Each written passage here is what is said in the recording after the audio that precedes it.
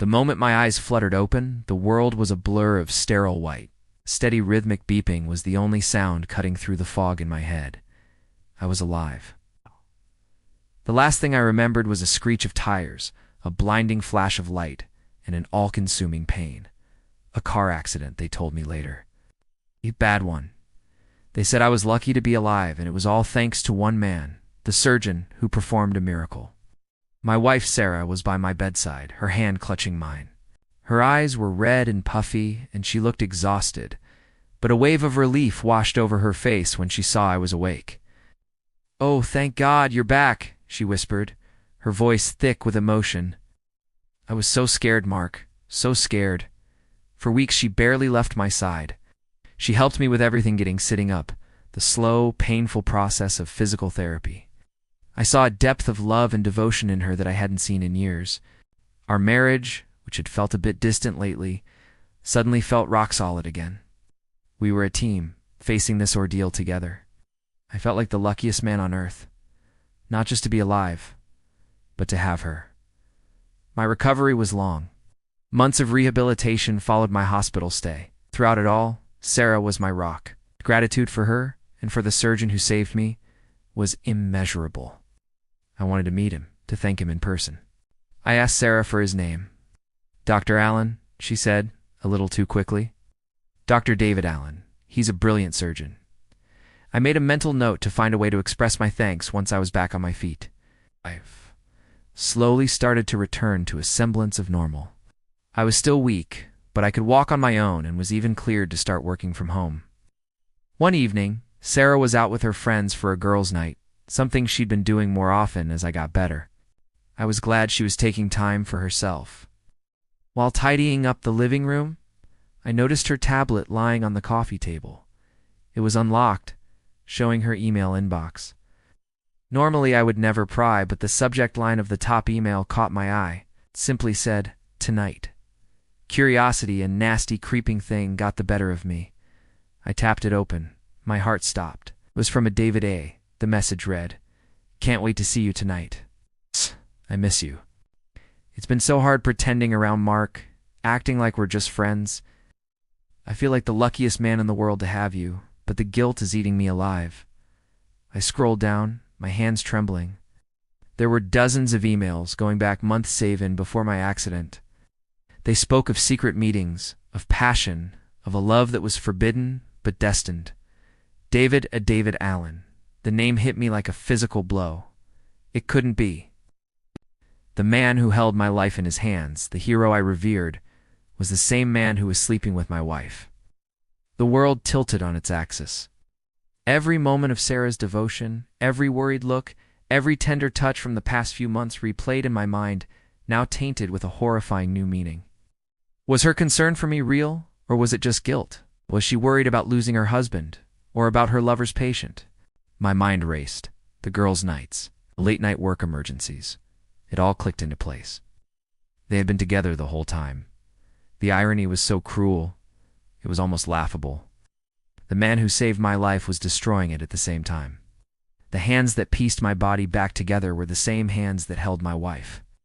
When Sarah came home that night, humming a happy tune, I was sitting in the dark, the tablet on the table in front of me. The smile on her face vanished when she saw my expression.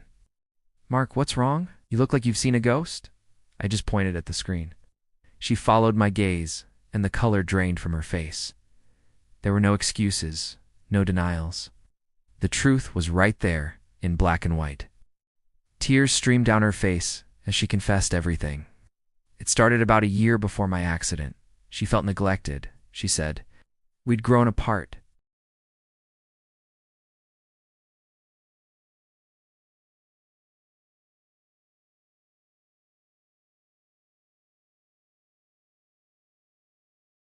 She flinched as if I'd struck her. "No, Mark, it wasn't like that," she cried. "I was terrified of losing you." But I couldn't believe her. The trust, the very foundation of our life together, was shattered into a million pieces. The next few days were a blur of numb silence and gut-wrenching conversations. I couldn't look at her without seeing his face.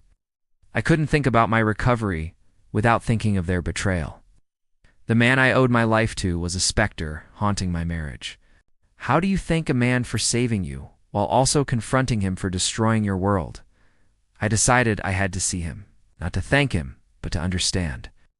I made an appointment for a follow-up, not telling Sarah where I was going. Sitting in his office, looking at the man I had once pictured as a hero, my stomach churned, looked nervous, his professional demeanor slipping. "Mr. Peterson," he began, "it's good to see you looking so well." I cut him off. "I know about you and Sarah." The silence in the room was deafening. He paled, unable to meet my eyes. He started to stammer apologies, talking about how it was a mistake, how he regretted it deeply. "You held my life in your hands," I said, my voice shaking with a rage I didn't know I possessed. "Did you ever think about that? While you were cutting me open, were you thinking about my wife?" He finally looked at me, his eyes filled with a strange mix of guilt and what looked like genuine remorse. "Every second," he said quietly. "Every single second. I swear to you, in that operating room, you were my patient and nothing else. I did everything in my power to save you. Maybe I was trying to save a part of myself too." His confession didn't make me feel any better. It didn't fix anything. I left his office without another word.